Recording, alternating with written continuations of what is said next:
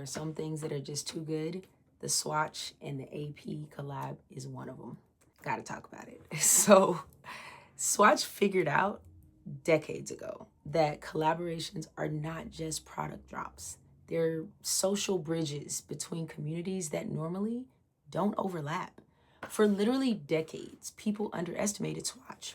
Okay, so they thought it was just colorful plastic watches, just fashion or trend cycles. But what Swatch actually mastered is something way bigger: cultural coexistence. Swatch understood before most brands did that collabs are not just about swapping logos together. It's about building bridges between worlds. So for over 4 decades, Swatch has consistently connected luxury and accessibility, art and commerce, collectors and casual consumers, streetwear and Swiss heritage, gaming and luxury culture, anime and high-end design, pop culture and horology. And they've done it better than almost anyone. The reason the latest AP collab is causing so much conversation is because people care deeply about exclusivity. Luxury has traditionally always been about distance or scarcity, gatekeeping, and of course, status, but Swatch's genius has always been different. They realized aspiration is what scales culture. When somebody buys into a collaboration, they're not buying a watch. They're not just buying a watch, right? They're buying proximity to a story, into a legacy, or into a community they admire. But maybe the most important question in all of this is actually, why would a brand like Audemars Piguet even want to collaborate with Swatch in the first place?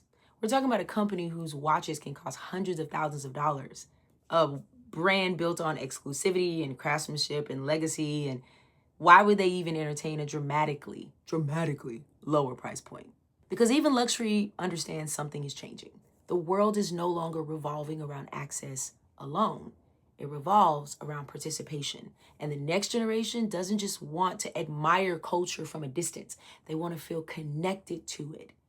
They want entry points, identity, stories, community. And that is what Swatch mastered decades ago. They figured out how to create emotional access without completely destroying the aspiration. And that is really hard to achieve because luxury brands traditionally operated from like gated kingdoms where the fewer people who could enter, the more valuable entry became. But modern culture works very differently now. Even gaming changed that. Anime changed that.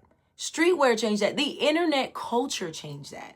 Today, communities crave value just as much as exclusivity does. And brands are realizing that cultural conversation is now a part of luxury itself. That's why collabs like the Omega and the Swatch worked, or why